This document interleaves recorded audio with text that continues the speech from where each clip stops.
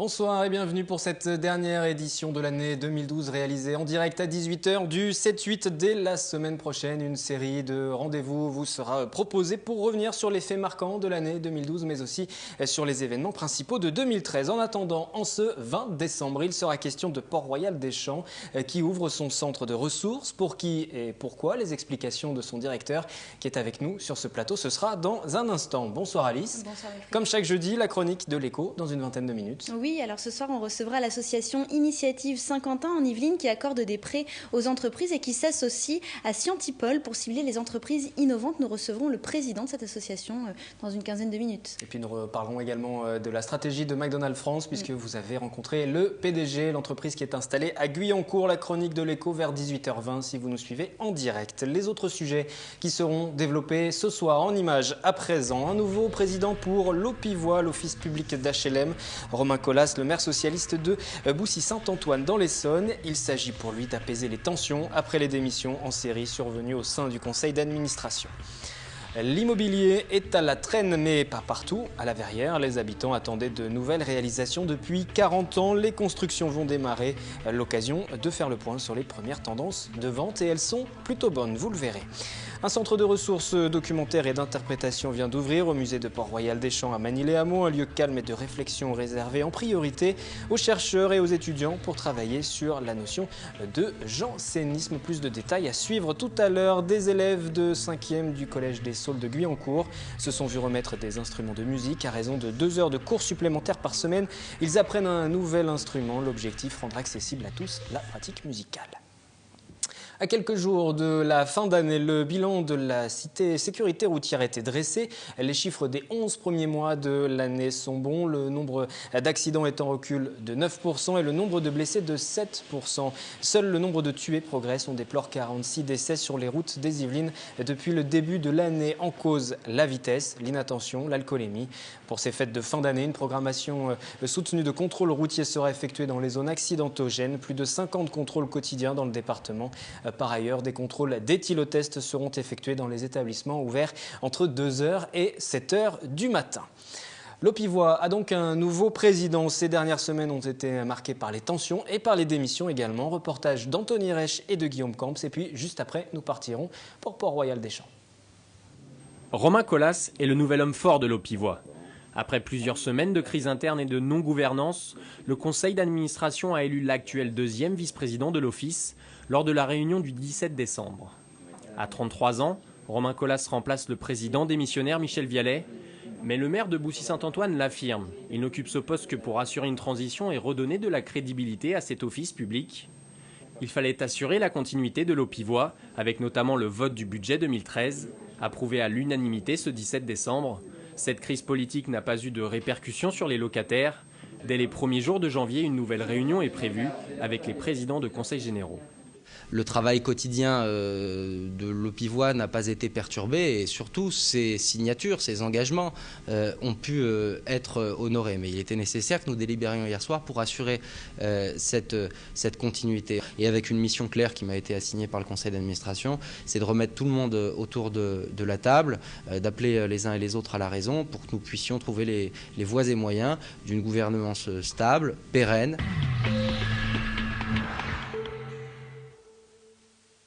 Un centre de ressources documentaires et d'interprétation vient d'ouvrir donc au musée Port-Royal des Champs à Magny-les-Hameaux. Bonsoir Philippe Luet. Bonsoir. Vous en êtes le directeur. Ce centre de ressources documentaires, centre d'interprétation du patrimoine, mais aussi lieu de rencontre, d'animation et d'échange. Il servira à qui et à quoi ? Il va servir, j'espère, au plus grand nombre possible. De toute façon, nos établissements sont ouverts au plus large public. Effectivement, à la base, le projet, c'est d'abord un endroit où l'on peut trouver de l'information sur Port-Royal. Et le projet de départ était de créer un centre de recherche et de ressources autour des grands thèmes de Port-Royal. C'est vrai que ce projet également a évolué. Peut-être simplement parce que dans nos musées, les visiteurs le savent peu, mais il y a des bibliothèques généralement. Certains musées ont des bibliothèques qui sont assez largement ouvertes. C'est sans doute pas l'habitude. On va au musée où on va travailler sur des livres. L'idée, c'est qu'on peut peut-être trouver une autre façon d'aborder nos musées, nos sites et nos lieux de patrimoine, avec la visite classique d'un musée avec des médiations particulières, donc des visites, des conférences, des ateliers pour les enfants, et puis la possibilité aussi de venir se poser et venir lire. Donc l'idée, c'est d'amener le public à venir lire après une visite, on va dire, plus classique, et de ensuite découvrir ce centre. Absolument. L'idée est effectivement double, aussi bien recherche que ouvert au public qui aurait envie d'en savoir plus. Donc pour les chercheurs, j'imagine que vous pensez aussi aux étudiants de l'Université de Versailles 50 ans en Yvelines. Bien entendu, Forcément. d'abord à eux, effectivement, et puis peut-être plus large, bien entendu, puisque nos thèmes intéressent des étudiants, j'allais dire, du monde entier. Ils se rendent déjà dans le centre? Et ils se rendent déjà, ils venaient déjà au musée, ils vont se rendre, bien sûr, ils vont continuer à venir au musée, mais dans le centre qui vient juste d'ouvrir. Vous avez déjà eu beaucoup de retours, justement, d'impressions qui vous ont été livrées sur l'ouverture. Il était attendu, en tout cas, ce centre? Oui, le centre était attendu. Bon, c'est un projet qui remonte à assez longtemps. C'est d'abord une proposition de la communauté d'agglomération qui est partenaire du musée et qui a proposé dès 2004 de créer une structure en lien avec le musée qui permettrait cette ouverture très large dans le cadre de la lecture publique. Très joli projet qui a évolué en concertation avec le musée et la communauté d'agglomération pour justement imaginer cet endroit où d'abord, c'est le premier retour qu'on a, on a envie de se poser, on est bien, c'est assez chaleureux, l'endroit donne envie de se poser. On va s'y rendre justement, on va aller voir comment ça se déroule sur place, quel est le cadre que vous avez accordé à ce centre. Reportage pour la rédaction, Johanna Soudry et Guillaume Camps. Pensé depuis plusieurs années, le centre de ressources et d'interprétation de Port-Royal voit enfin le jour. Un lieu paisible au cœur du site de Port-Royal-des-Champs, comme une invitation au livre. D'abord, on s'adresse aux fréquentants du musée, aux personnes qui viennent visiter le lieu. C'est d'abord l'objectif. On vient accompagner, répondre à des intérêts de lecture en début ou en fin de visite. Ça peut être sur Champaigne, ça peut être sur peut-être la prochaine exposition Resto qui se prépare. Dans le salon de lecture, 3000 volumes sont consultables sur place. Parmi les thématiques abordées, le jansénisme et plus largement l'histoire de France et le XVIIe siècle. Quant à Blaise Pascal et Jean Racine, figures référentes de Port-Royal, leurs ouvrages occupent une place privilégiée. Si le centre de ressources se tourne principalement vers les chercheurs, il compte beaucoup sur les étudiants de l'université de Saint-Quentin en Yvelines. Le centre de ressources, on y a accès avec l'entrée parc et on a créé une carte de lecteur, une liste de lecteurs qui permet d'avoir un accès libre ensuite, facilité forcément à partir d'une régularité de fréquentation. À chaque saison, des visites thématiques sont proposées au public pour échanger sur l'histoire de Port-Royal. Prochain rendez-vous hivernal samedi 12 janvier autour des artisans de l'histoire. Et puisque Johanna le mentionnait, ce rendez-vous hivernal le 12 janvier, samedi, autour des artisans de l'histoire, comment il va se dérouler ce rendez-vous? On en a déjà eu un, c'est-à-dire ce sont des ateliers avec des professeurs de l'université de Saint-Quentin et des membres du musée qui montrent aux personnes qui s'inscrivent un petit peu, mais comment est-ce qu'on fabrique ces histoires, cette mémoire, comment est-ce qu'on travaille sur les métiers de l'histoire et du patrimoine. Parce que l'idée, c'est pas uniquement de proposer des documents, c'est aussi d'avoir une certaine interaction, complémentarité, des animations. Tout un programme a été conçu, construit autour du centre. Oui, et autour du centre et autour du musée, bien entendu, parce que l'idée, c'est que le centre est aussi l'instrument qui nous permet d'aller plus loin qu'une simple visite auprès de nos publics. Et c'est sur le centre que va aussi s'articuler un programme qui existe déjà de conférences, qu'on faisait déjà.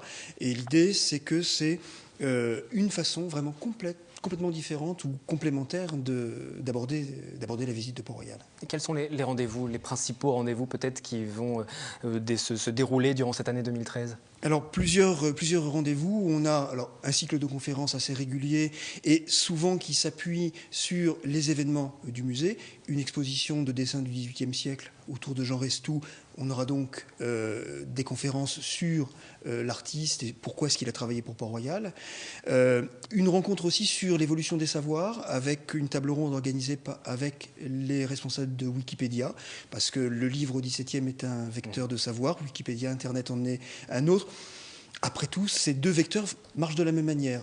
C'est aussi une façon de montrer, par ce type de manifestation, que les grands thèmes de Port-Royal restent des thèmes absolument modernes et actuels. Oui, c'est contemporain. Vous voulez véritablement sortir peut-être de cette image qui fait qu'on parlerait d'une époque très révolue, très ancienne, et là on le voit bien, c'est moderne, contemporain. Faire ce parallèle avec Wikipédia, par exemple. Par exemple, mais... Les puristes apprécient d'ailleurs. Est-ce que c'est pas... osé particulièrement? Ça peut être osé, mais je dirais que le patrimoine n'a de sens qu'à partir du moment où c'est une question pour aujourd'hui. Le patrimoine n'est pas une chose morte, c'est une façon de s'interroger sur la façon dont nous vivons. Les thèmes de Port-Royal sont des thèmes vivants. Nous ne sommes pas, à mon sens, un lieu qui serait un conservatoire d'une mémoire du XVIIe siècle qui n'intéresse personne.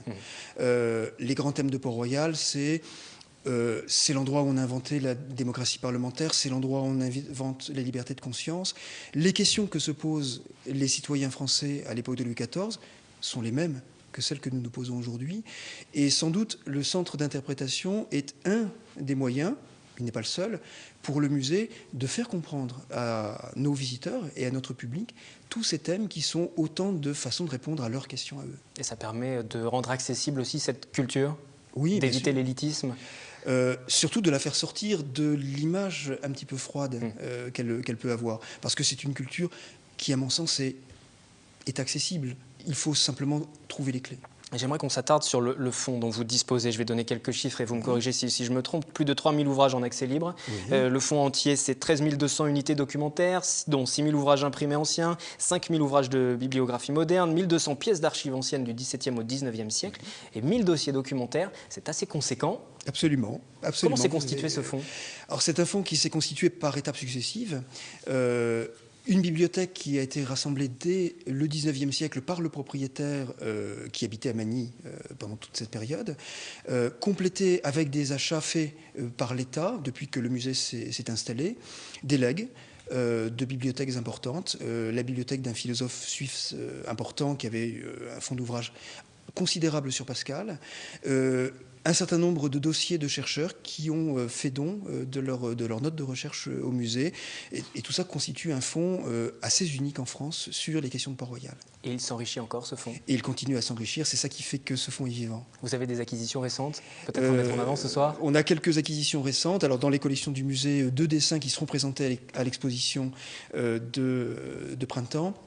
Le manuscrit d'une vie de Saint-Louis écrite à Port-Royal à la fin du XVIIe siècle et un certain nombre de thèses récemment publiées. On parle donc ce soir de ce centre de ressources de Port-Royal des Champs. On va en revoir quelques images après le reportage qui nous a entraîné là-bas, fait visiter les lieux. Là, on peut peut-être s'intéresser justement à ce lieu, à ce cadre. Vous avez véritablement voulu que ce soit un havre dédié à la littérature. Vous avez mis en place comment justement toute l'architecture, la mise en scène pour le public qui viendra se rendre à ce centre de ressources? C'est un travail partagé parce qu'on l'a fait aussi avec l'aide des équipes de Saint-Quentin-en-Yvelines. Et je crois, et c'est là-dessus qu'on est tous tombés d'accord, que c'était important de souligner cette impression de confort, de bien-être pour pouvoir travailler. Parce qu'après tout, c'est dans cette atmosphère-là qu'au XVIIe siècle, les gens qui nous ont précédés ont travaillé, écrit, réfléchi. Et on garde cette atmosphère un petit peu intacte aujourd'hui pour les chercheurs, les étudiants et nos visiteurs qui voudront venir en savoir un peu plus sur nous. Et donc c'est à Magny-les-Hameaux, les coordonnées qui se sont affichées. Philippe Louis, restez encore avec nous quelques instants. Est-ce que vous connaissez ARI ? Non, pas du tout. ARI pour Artificial Regulation Intelligence, c'est le système novateur qui équipe l'appartement de Davidin, jeune trader, mais c'est surtout le nom du court-métrage de 2 amis versaillais. Ils seront avec nous tout à l'heure sur ce plateau. Voici déjà la bande-annonce pour vous faire patienter.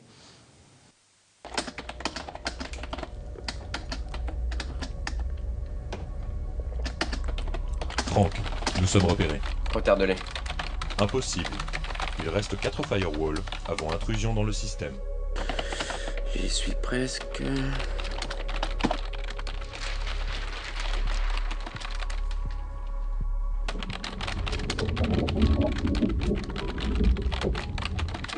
Trois firewalls.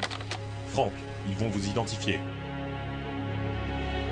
Tant pis, charge le MP.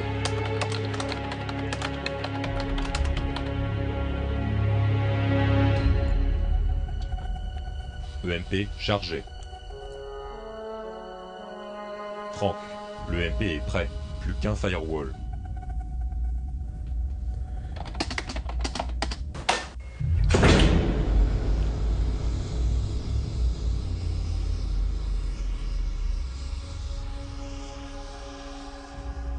Harry à découvrir tout à l'heure dans le 7-8 et d'ailleurs l'intégralité de ce court-métrage sera diffusée à partir de ce week-end sur notre antenne. Je vous donnerai les principaux horaires d'ici la fin de cette édition. Merci Philippe Louet d'être venu nous parler de ce centre de ressources de Port-Royal. Pour s'y rendre, les coordonnées, les informations pratiques s'affichent à nouveau sur votre écran.